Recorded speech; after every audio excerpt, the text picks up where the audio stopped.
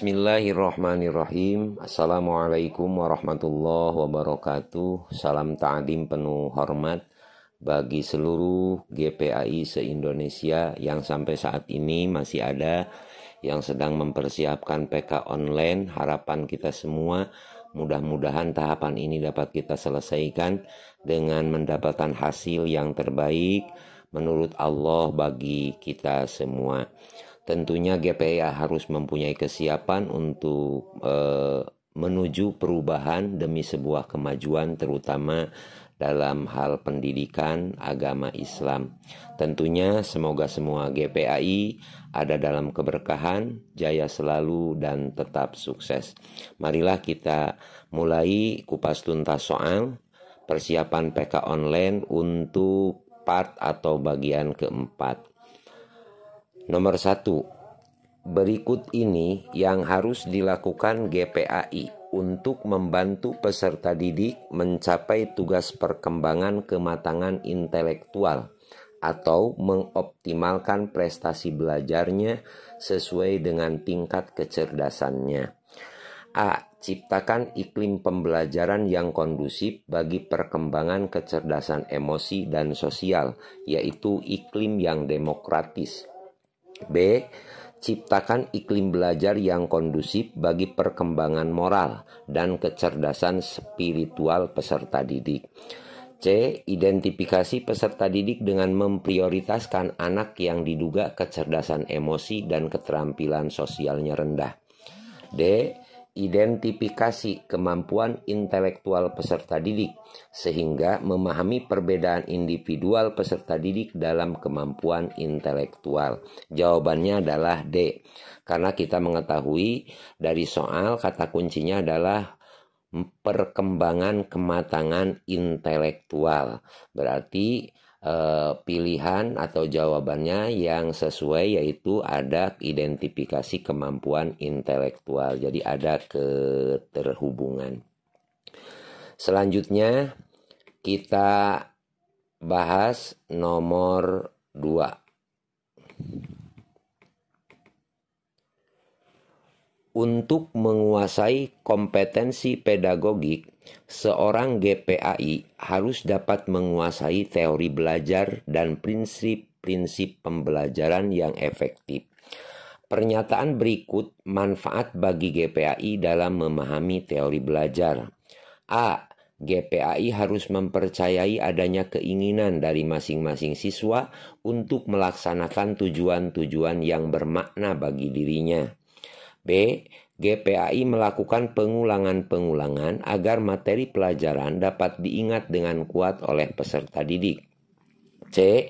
GPAI akan mengetahui apa yang harus dilakukan sehingga peserta didik dapat belajar dengan optimal. D. GPAI menempatkan dirinya sendiri sebagai suatu sumber yang fleksibel untuk dapat dimanfaatkan oleh kelompok. Jawabannya adalah C, di mana manfaat bagi guru PAI memahami teori belajar yaitu guru PAI akan mengetahui apa yang harus dilakukan sehingga peserta didik dapat belajar dengan optimal. Selanjutnya masuk di nomor 3. Langkah-langkah berikut yang tidak termasuk dalam penyusunan analisis kalender pendidikan dan minggu efektif adalah A. Mengacu pada kalender pendidikan yang diterbitkan oleh Kemendikbud dan atau Kemenag sebagai pedoman dalam menentukan kalender pendidikan pada masing-masing satuan pendidikan. B. Memperhatikan pengaturan waktu dalam kegiatan pembelajaran peserta didik dalam menentukan penerapan metode atau model pembelajaran yang efektif dan melakukan penilaian yang sesuai dengan materi pembelajaran. C. Menentukan minggu efektif, libur tengah semester, libur antar semester, serta libur akhir tahun dengan acuan jumlah yang telah ditetapkan dan menyesuaikan kaldik dengan kondisi hari-hari libur umum maupun agama. D. menentukan periode efektif pembelajaran dengan mempertimbangkan hari-hari yang akan tersita untuk kegiatan-kegiatan pengembangan diri, baik ekstrakurikuler maupun bimbingan dan konseling terpadu. Jawabannya yaitu B. Memperhatikan pengaturan waktu dalam kegiatan pembelajaran peserta didik dalam menentukan penerapan metode atau model pembelajaran yang efektif dan melakukan penilaian yang sesuai dengan materi pembelajaran. Selanjutnya kita masuk di nomor 4. Perangkat pembelajaran program tahunan kurikulum 2013. Guru pendidikan agama Islam minimal memuat A. Materi pokok, kompetensi dasar, dan alokasi waktu. B. Pelajaran atau bab, subpelajaran atau subbab, materi pokok, dan alokasi waktu. C. Materi pokok, kompetensi dasar, dan indikator pencapaian kompetensi. D. Pelajaran atau bab, kompetensi inti, kompetensi dasar, dan alokasi waktu. Jawabannya adalah D. Pelajaran atau bab, kompetensi inti, kompetensi dasar, dan alokasi waktu. Lanjut ke nomor 5. Perumusan kompetensi inti dan kompetensi dasar untuk mata pelajaran pendidikan agama Islam dan budi pekerti sesuai dengan jenjang SDMI, SMP MTS, SMA, MA, SMK, MAK diatur dalam A. Permendikbud RI nomor 20 tahun 2016 dan lampirannya. B. Permendikbud RI nomor 21 tahun 2016 dan lampirannya. C. Permendikbud RI nomor 24 tahun 2016 lampiran 24, 31 dan 40. D. Permendikbud RI nomor 24 tahun 2016 lampiran 24, 30 dan 41. Ingat, jawabannya adalah C. Permendikbud RI nomor 24 tahun 2016 lampiran 24, 31 dan 40. Selanjutnya masuk di nomor 6. Perhatikan pernyataan berikut. Kriteria mengenai kualifikasi kemampuan lulusan yang mencakup sikap, pengetahuan, dan keterampilan. 2. Tingkat kemampuan untuk mencapai standar kompetensi lulusan yang harus dimiliki seorang peserta didik pada setiap tingkat kelas. 3. Kemampuan dan materi pembelajaran minimal yang harus dicapai peserta didik untuk suatu mata pelajaran pada masing-masing satuan pendidikan yang mengacu pada kompetensi inti. 4.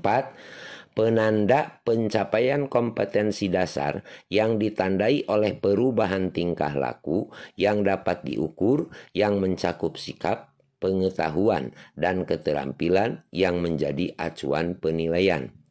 5. Kriteria capaian kompetensi yang bersifat generik yang harus dipenuhi oleh peserta didik dan pada setiap jenjang pendidikan dalam rangka pencapaian standar kompetensi lulusan. Pernyataan di atas yang mendeskripsikan kompetensi inti dan kompetensi dasar ditujukan pada nomor, jawabannya adalah C. 2 dan 3, A. 1 dan 2, B. 1 dan 3, C. 2 dan 3, D. 3 dan 4. Jawaban yang tepat adalah 2 dan 3. Yaitu tingkat kemampuan untuk mencapai standar kompetensi lulusan yang harus dimiliki seorang peserta didik pada setiap tingkat kelas dan kemampuan dan materi pembelajaran minimal yang harus dicapai peserta didik untuk suatu mata pelajaran pada masing-masing satuan pendidikan yang mengacu pada kompetensi inti. Itu jawabannya. Selanjutnya kita masuk di nomor 7. Ketentuan berikut yang tidak termasuk dalam merumuskan indikator pencapaian kompetensi adalah A. Dirumuskan dari kompetensi dasar, perhatikan kompetensi dan materi. B. Dirumuskan minimal 2 IPK untuk setiap KD. C. Menggunakan kata kerja operasional, mudah diukur dan diamati. D. Spesifik, satu rumusan, menggunakan satu kompetensi dan satu materi. Jawabannya yang tepat adalah yang tidak termasuk perumusan pada indikator pencapaian kompetensi adalah dirumuskan minimal 2 IPK untuk setiap KD. Selanjutnya kita masuk di nomor 8. Membedakan malaikat dan manusia.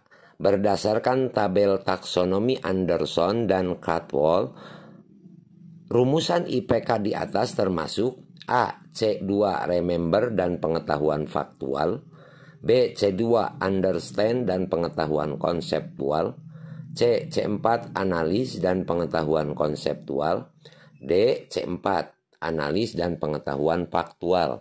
Jawabannya adalah C. C4 analis dan pengetahuan konseptual. Selanjutnya kita masuk di nomor 9. Dalam kaitannya dengan upaya memotivasi belajar siswa dan agar proses pembelajaran berlangsung efektif, maka guru perlu mengacu pada A. Metode pembelajaran, B. Pendekatan pembelajaran, C. Strategi pembelajaran, E. Gaya pembelajaran. Jawabannya adalah C. Strategi pembelajaran. Selanjutnya masuk di nomor 10. Kurikulum dikembangkan berdasarkan prinsip bahwa peserta didik memiliki posisi sentral untuk mengembangkan kompetensinya agar menjadi manusia yang beriman dan bertakwa kepada Tuhan Yang Maha Esa, berakhlak mulia, sehat, berilmu, cakap, kreatif, mandiri, dan menjadi warga negara yang demokratis serta bertanggung jawab. Pernyataan tersebut di atas sesuai dengan prinsip pengembangan kurikulum. A. Tanggap terhadap perkembangan ilmu pengetahuan, teknologi, dan seni. B. Relevan dengan kebutuhan kehidupan. C. Menyeluruh dan berkesinambungan. D. Beragam dan terpadu. Jawabannya adalah D. Beragam dan terpadu. Selanjutnya kita masuk di nomor 11.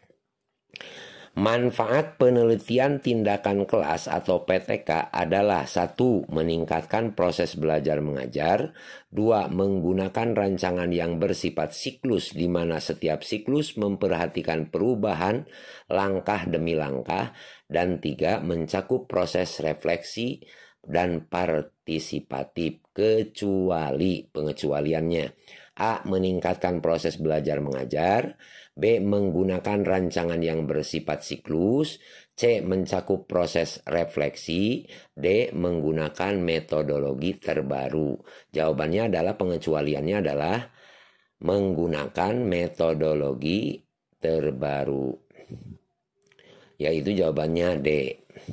Selanjutnya kita masuk di nomor 12. Yang dimaksud dengan penilaian adalah A. Pengumpulan dan pengolahan informasi untuk mengukur pencapaian hasil belajar peserta didik. B. Proses yang dilakukan untuk mengambil keputusan berdasarkan evaluasi. C. Membandingkan hasil pengamatan dengan suatu kriteria. D. Proses interaksi antara peserta didik dan pendidik. Jawabannya yang tepat adalah A. Mengumpulkan dan pengolahan informasi untuk mengukur pencapaian hasil belajar peserta didik. Selanjutnya kita masuk di nomor 13. Kemampuan bahasa anak mulai berkembang. Pemikiran masih statis, belum dapat berpikir abstrak, dan kemampuan persepsi waktu dan ruang masih terbatas, merupakan perkembangan anak pada tahap A. Tahap sensori motorik, B. Tahap praoperasional, C. Tahap operasional konkret, D. Tahap operasional konkret. Jawabannya adalah tahap praoperasional. Selanjutnya nomor 14. Dalam kompetensi pedagogik, guru menguasai teori belajar dan prinsip-prinsip pembelajaran yang mendidik. Dalam prinsip pembelajaran yang mendidik, guru harus A. Melaksanakan proses pembelajaran sesuai jadwal, B. Menerapkan berbagai pendekatan, strategi, metode, dan teknik pembelajaran yang mendidik secara kreatif dalam mata pelajaran yang diampu, C. Menggunakan strategi pembelajaran, D. Hanya menggunakan teknik pembelajaran. Jawabannya adalah B. Menerapkan berbagai pendekatan strategi, metode, dan teknik pembelajaran yang mendidik secara kreatif dalam mata pelajaran yang diampu. Selanjutnya, nomor 15. Menggunakan pengetahuan konseptual, prosedural, dan keterkaitan keduanya dalam konteks materi logika atau penalaran matematika. Dari pernyataan berikut ini, manakah yang merupakan ingkaran dari pernyataan Jakarta ibu kota RI? A. Jakarta bukan ibu kota RI. B. Jakarta adalah ibu kota RI. C. Benar bahwa Jakarta ibu kota Jakarta. D. Benar bahwa Jakarta bukan ibu kota dari RI. Jawaban yang paling tepat adalah yang termasuk ingkarannya adalah Jakarta bukan ibu kota RI. Selanjutnya nomor 16. Lingkungan di sekitar kita terbagi atas dua macam, yaitu lingkungan alam dan lingkungan buatan, di mana keduanya memiliki manfaat dan tujuan yang sama, yaitu A. Untuk memenuhi kebutuhan manusia, B. Melestarikan lingkungan masyarakat, C. Sebagai sumber pengetahuan dan teknologi, D. Sebagai sumber kekayaan alam. Jawabannya yang tepat adalah untuk memenuhi kebutuhan manusia. Selanjutnya kita masuk di nomor 17.